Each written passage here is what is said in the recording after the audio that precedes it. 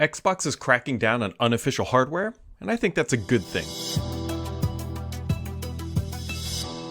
If you are a connoisseur of hardware and you like to collect things and you like to plug things into your Xbox, you need to be aware that Microsoft appears to be cracking down pretty significantly on unauthorized hardware. Now, Microsoft for years has had this designed for Xbox. And if you're going to go out and buy an accessory, you need to be looking for this emblem, because if you don't see it, there is a better than good probability right now that Microsoft is about to make your hardware effectively a paperweight. So here's what's going on. Microsoft has started prompting users with an error. Now, the error is the 0x82D6002, which, just rolls right off the tongue here.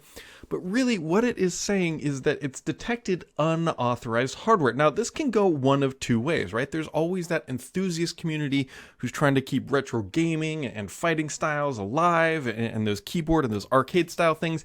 And then there's the other side of the coin, where there's people who are trying to basically get an advantage over the person who's using the controller that came with their console, or an Elite controller, or one of these designed for Xbox. Because when it's designed for Xbox, Microsoft's basically saying, like, look, nothing funky is going on under the hood. At least they didn't get it through us. And so Microsoft has started prompting this error, and if you see it, you effectively have about 2 weeks or so before your piece of hardware goes kaput. Now, I am very much in favor of this, for the most part, with a caveat, because I've tried to resist talking about these devices because you don't want to give them any more notoriety than they need to, but I'm sure anybody following this channel has probably heard of a device something like this, called, I believe it's pronounced Zim, that's how I pronounce it in my little meat brain, is a device that sits in between your controller and the console.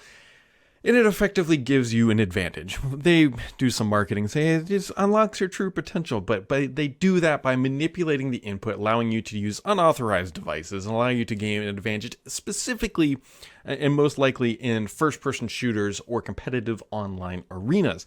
And so these types of devices are not cheap. They're over $100. And people buy them, like, right? If you just want to, win without any skill or whatever you really want to do, these are cheat devices. I'm sure there's somebody will come and say, well, it also gives an accessibility stuff. Microsoft has their own accessibility accessories. They're cheat devices. I really can't find any other way to describe it. So now what I'm hoping is that with this new unauthorized accessory, that these Zim devices are going to start being zapped and I wish they'd just ban the accounts, because, if you're going to cheat once, you're probably going to cheat again. And so, whatever. I'm really, really hoping that this device and the many other replicas like it are going to be snatched up in this, and Microsoft will finally rid the community of it. It's not the first time. We've seen, I think Destiny has tried this. Ubisoft has also gone after these things, more so on the PC side, I believe. But at least on the console side, yeah, you still got that. As an aside, I still wish that when they talk about cross multiplayer, I'd love to be able to play with my PS5 brethren in Call of Duty, but I'd like to be able to turn off PC crossplay, because that is typically where most cheating honestly shows up, because you have more access to the hardware. That being said, okay, so it's not all good news, though. It's not all good news, because there's other companies out there who try to do good things, right? Like Brooks Gaming here. They have a couple fighting boards, which I believe are like, if you think like Killer Instinct style, arcade fighter style boards that would work with the Xbox. However, because of this crackdown, and because they didn't go through this design for Xbox certification process, they are being swept up in it, which means that many of their accessories are potentially not going to start working, this is one of those like gray areas. It's like, okay, I understand that you're an enthusiast and maybe you don't have the funding, because let's be real, if you want to go through this design for Xbox, even if Microsoft doesn't charge any money, and I don't know what they do or do not charge for this, regardless, it takes time and it takes effort, and you have to comply with how Microsoft expects hardware to operate.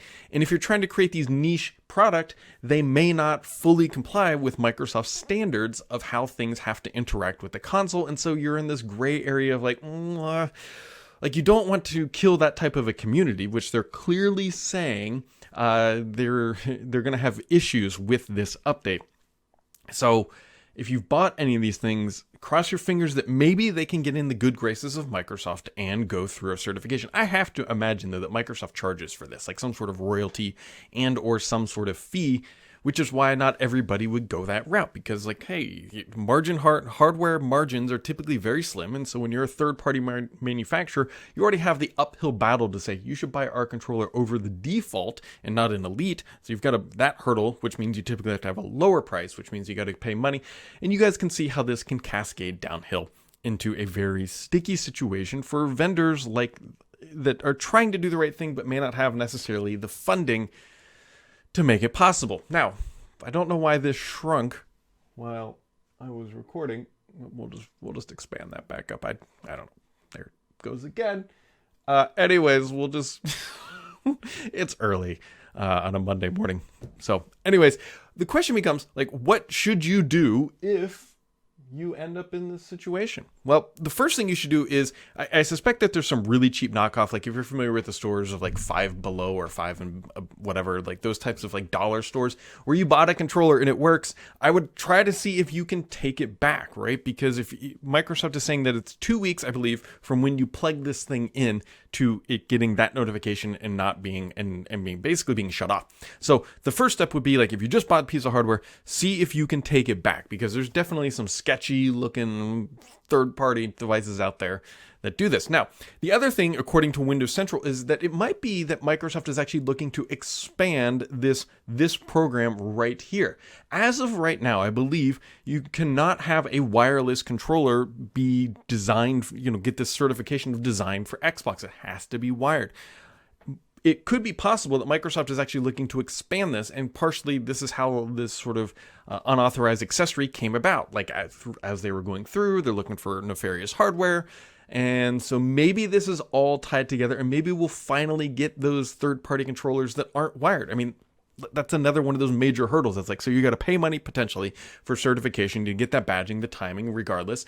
And then the best thing you can do is offer something that's wired. And there's no way that you're going to get a wired controller, for the most part, compete with something like the wireless controllers that come with the Xbox, which honestly are really good. Like the controller, they're not the Dukes anymore. Although you can buy that Duke controller that is a third party. I believe it is officially licensed as well for the console. So that is what's going on with these third-party accessories. Microsoft is very clearly making a move. They're making a statement, and for the most part, I think it's the right maneuver. I just hope that they are able to help the companies that potentially are in that gray area get over the hurdle.